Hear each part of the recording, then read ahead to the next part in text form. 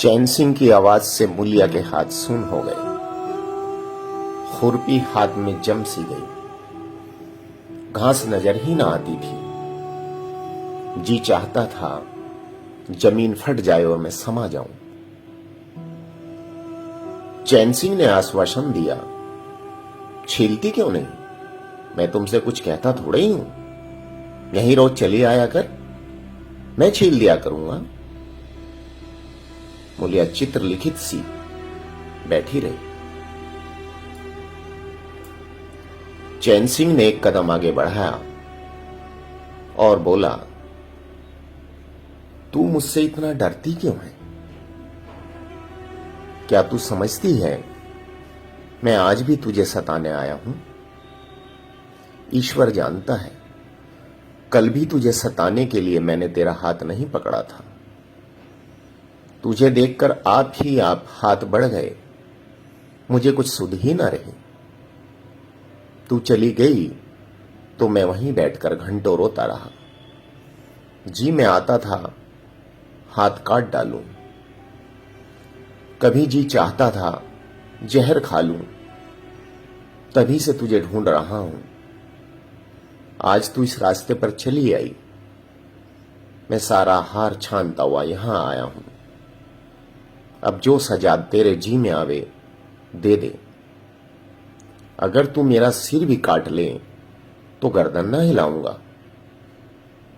मैं शोधा था, लुच्चा था, लेकिन जब से तुझे देखा है मेरे मन से सारी खोट मिट गई है।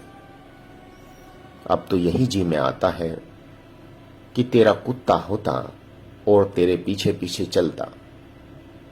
तेरा घोड़ा होता तब तो तू अपने हाथों से मेरे सामने घास डालती। किसी तरह यह चोला तेरे काम आवे, मेरे मन की यह सबसे बड़ी लालसा है।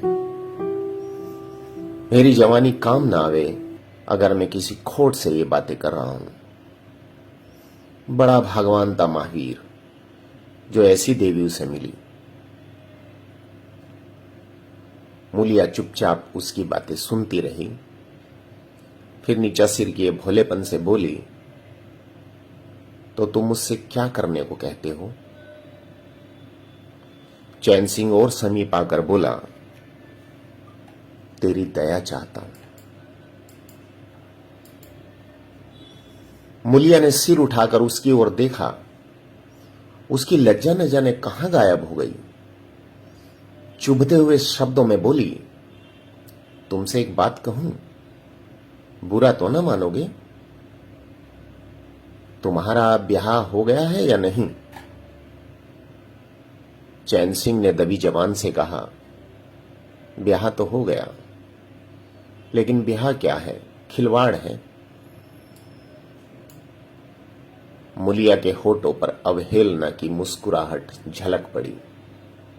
बोली, फिर भी अगर मेरा आदमी तुम्हारी औरत से इसी तरह बातें करता तो तुम्हें कैसा लगता? तुम उसकी गर्दन काटने को तैयार हो जाते कि नहीं? बोलो, क्या समझते हो कि महावीर चमार है तो उसकी देह में लहू नहीं है? उसे लज्जा नहीं है? अपनी मर्यादा का विचार नहीं है? मेरा रंगरूप तुम्हें भाता है? क्या घाट के किनारे मुझसे कहीं सुंदर औरतें नहीं घुमा करती? मैं तो उनके तलवों की बराबरी भी नहीं कर सकती। तुम उनमें से किसी से क्यों नहीं दया मांगते? क्या उनके पास दया नहीं है? मगर वहां तुम न जाओगे, क्योंकि वहां जाते तुम्हारी छाती दहलती है। मुझसे दया मांगते हो इसलिए ना कि मैं चमारिन हूं, नीच जाति हूं, और नीच जाति की औरत जरा सी घुड़की, धमकी या जरा से लालच से तुम्हारी मुट्ठी में आ जाएगी। कितना सस्ता सौदा है। ठाकुर हो ना, ऐसा सस्ता सौदा क्यों छोड़ने लगे? चैन सिंह लज्जित होकर बोला, मूला यह बात नहीं, मैं सच कहता हूं, इसमें ऊंच नीच की कोई बात नहीं है। सब आदमी बराबर हैं। मैं तो तेरे चरणों पर सिर रखने को तैयार हूं। मूलिया, इसलिए ना कि जानते हो मैं कुछ कर नहीं सकती। जाकर किसी खतरानी के चरणों पर सिर रखो तो मालूम हो कि चरणों पर सिर रखने का क्या फल मिलता है। फिर यह सिर तुम्हारी गर्दन पर न रहेगा। चैन सिंह मारे शर्म के जमीन में गड़ा जाता था। उसका मुंह ऐसा सूख गया था मानो महीनों की बीमारी से उठा हो।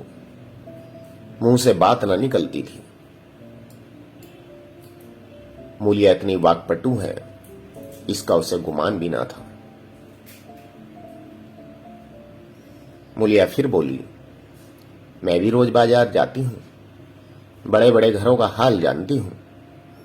मुझे किसी बड़े घर का नाम बता दो, इसमें कोई साइस, कोई कोचवान, कोई कहार, कोई पंडा, कोई महाराज ना घुसा बैठा हो। ये सब बड़े घरों की लीला है और वे औरतें जो कुछ करती हैं ठीक करती हैं। उनके घरवाले भी तो चमारिनों और कहारिनों पर जान देते हैं। लेना देना बराबर हो जाता है। बेचारे गरीब आदमियों के लिए ये बातें कहां। मेरे आदमी के लिए संसार में जो कुछ हूं मैं हूं। वह दूसरी किसी महिरिया की तरफ आंख उठाकर भी नहीं देखता। संयोग की बात है कि मैं तनिक सुंदर हूं, लेकिन मैं काली कलूटी भी होती तब भी वह मुझे इसी तरह रखता। इसका मुझे विश्वास है। मैं चमारिन होकर भी इतनी नीच नहीं हूं कि विश्वास का बदला खोट से दूं। हां, वह अपने मन की करने लगे, मेरी छाती पर मूंग दलने लगे तो मैं भी उसकी छाती पर मूंग दलूंगी। तुम मेरे रूप के दीवाने हो ना। आज मुझे माता निकल आए, कानी हो जाऊं तो मेरी तरफ ताकोगे भी नहीं। बोलो, झूठ कहती हूं? चैन सिंह इनकार न कर सका। मूलिया ने उसी गर्व से भरे हुए स्वर में कहा, लेकिन मेरी एक नहीं दोनों आंखें फूट जाएं तब भी वह मुझे इसी तरह रखेगा। मुझे उठाएगा, बिठाएगा, खिलाएगा। तुम चाहते हो मैं ऐसे आदमी के साथ कपट करूं? जाओ, अब मुझे कभी न छेड़ना, नहीं तो अच्छा ना होगा।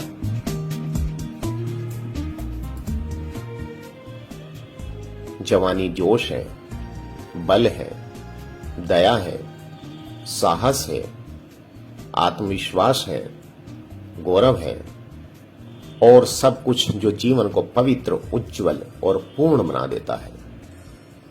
जवानी का नशा घमंड है, निर्दयता है, स्वार्थ है, सेखी है, विषय वासना है, कटुता है और वह सब कुछ जो जीवन को पशुता, विकार और पतन की ओर ले जाता है। चैन सिंह पर जवानी का नशा था।